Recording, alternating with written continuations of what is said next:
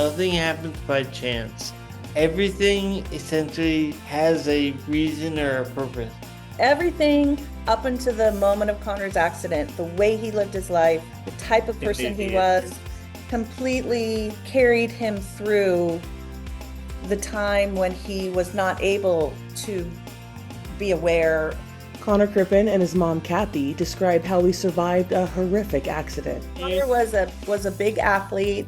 4-year varsity soccer. He went to state for his track, was in the 4x4 relay team. Yeah. Very motivated. I had everything going for me. His life was such a big life for a young person. So I was in Chicago because I honestly, prior, I was fascinated by the brain and how it worked. So I went to neurology.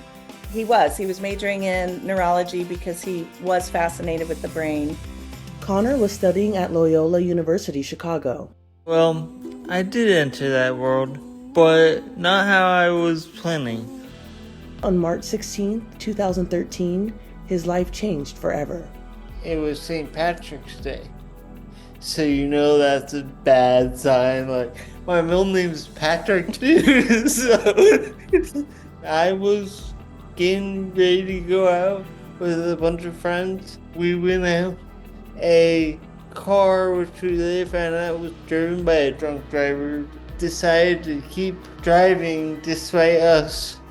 Interestingly enough, Connor was with a bunch of friends, and the girl next to him on his left side dropped her cell phone.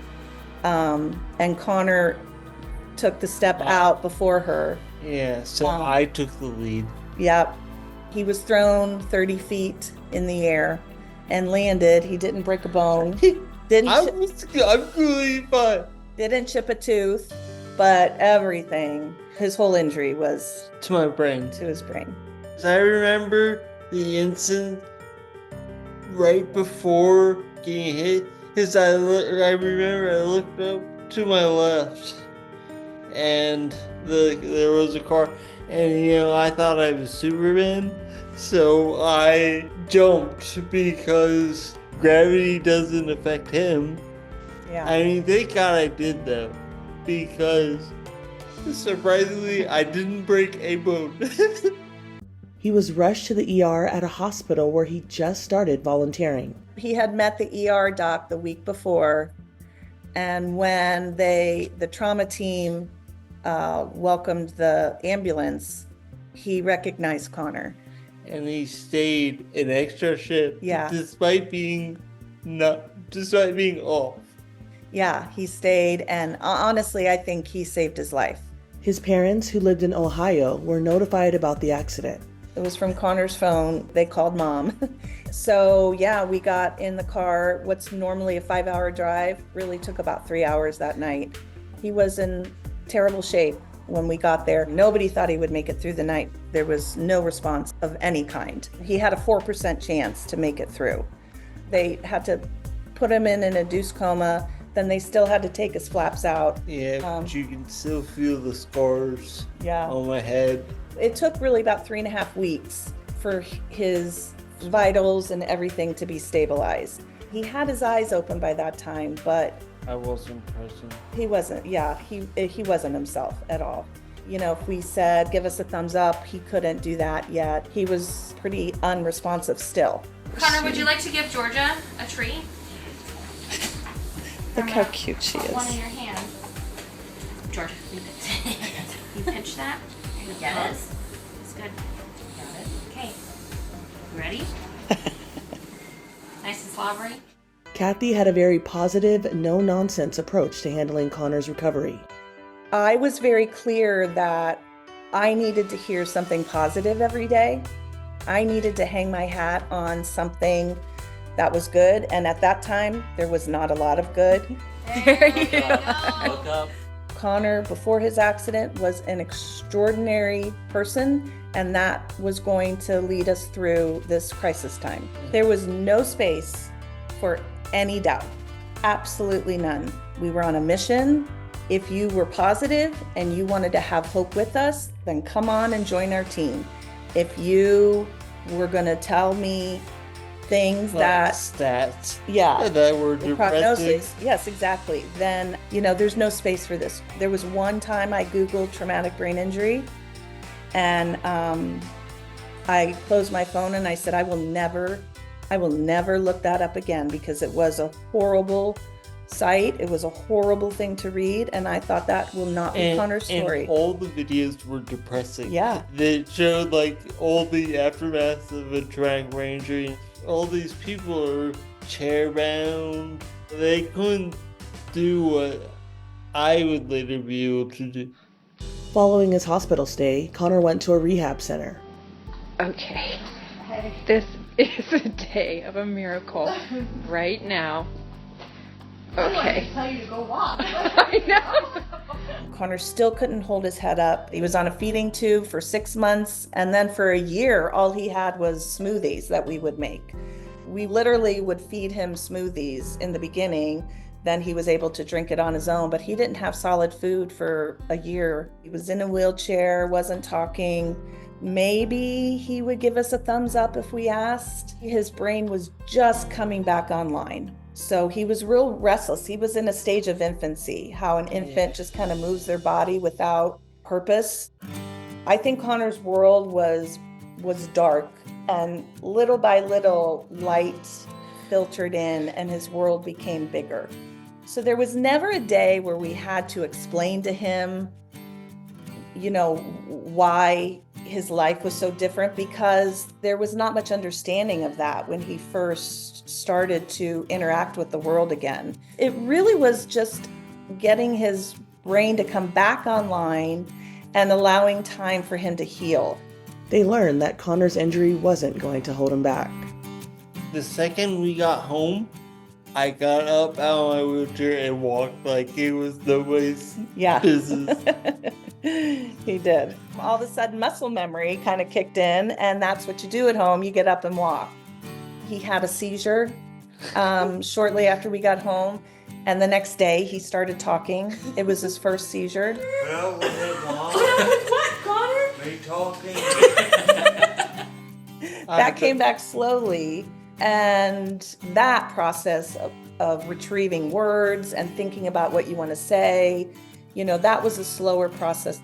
Over a decade after the accident, Connor still works on his walk. I'm working on how I walk. Yeah. My right leg tends to drag.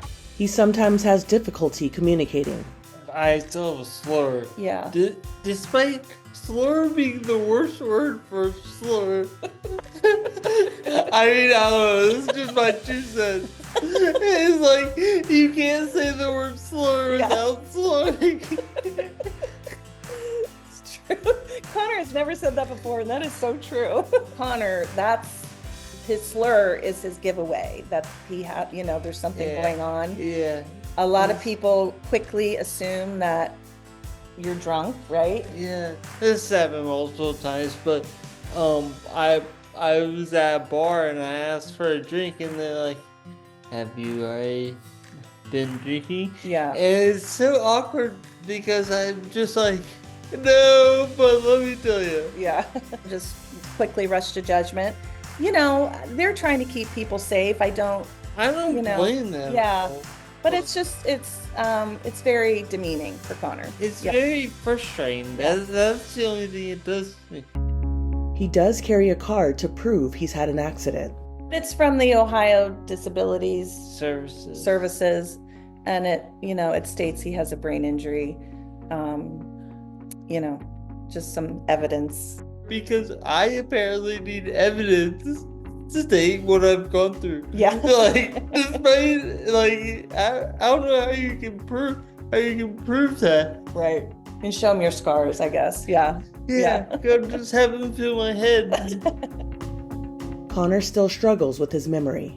Long-term memory has gotten better, but my short-term, shot in the dark. Yeah. It's tough. Yeah. Thank goodness for a cell phone. He takes notes about his day throughout the whole day. He remembers every lyric to every song. Yeah. That is the weirdest part. And he always has. I mean, it's like, I forget my own I don't forget my family, but I forget everyone else. Yeah. But you put on a song, and like He would be a great study of memory because it's pretty funny. Despite his setbacks, life is normal for Connor. He works at Trader Joe's, still goes to therapy, and loves to share his TBI journey on social media. I just want to spread the word and awareness. It doesn't matter who it is. It is not about the number of followers I get, you know? It is just about spreading awareness of how complex the brain really is. And don't let anyone set your limitations. Yes. You know? Don't let anyone say limitations or ceilings.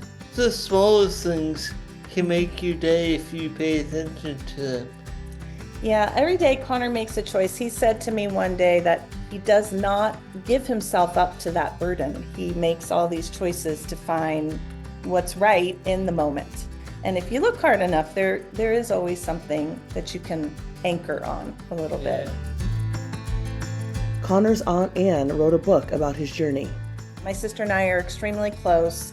And when she got to the hospital the day after the accident, and I came down, I got off the elevator and I met her in the hospital lobby, and we just hugged and we embraced, and I said, just give me the road for Connor. Just give me this road. I can do anything if we have this road to recovery, but you know, I just need the road. And so the book is titled Just Give Me the Road. Throughout the whole book is Connor's journey. It's a beautiful book of hope and resilience. It really is. It's a brilliant book. Kathy has this advice for anyone helping a loved one through a rough time. Obviously, to take one step at a time. It cannot be, what does this whole picture look like? But what choice can I make today that will help in some way? I believe that you have to really, to the very core of who you are, believe in yourself, if it's with you, or believe in the person that you love. You've got to make it small. If it's too big and too overwhelming, then where do you even begin? So I just think you've just got to be in the moment, and you've got to make the choice of the moment, and you've got to celebrate the moment. And as Connor said, he's not hiding. Maybe there won't be moments that you celebrate, and maybe you do need to go in the corner and cry, and you've got to feel that for a minute. But then, you know, you can't stay there, you know, as much as you want to, or as hard as it is to turn away from that. You just have to dig just so deep and find what you need to get through that time. As for Connor, he wants anyone struggling to rely on kindness and positivity. This is what I know for sure. I was lucky enough to be born twice. Despite the sky being dark, there are always stars that shine through. You know, it's not as poetic as you may want it to be, but there is always light entering in different ways. Now the thing is, you have to be open to that. That is the one thing I hate, is when people say everything is wrong or nothing is right.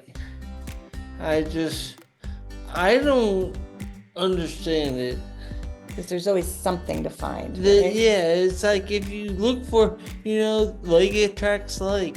If you say this is going to be a good day, it has a higher chance of actually being a good day than the other way. For more on Connor's journey, or to read Just Give Me the Road, visit connorcrippen.com. For Inside Edition Digital, I'm Andrea Swindle.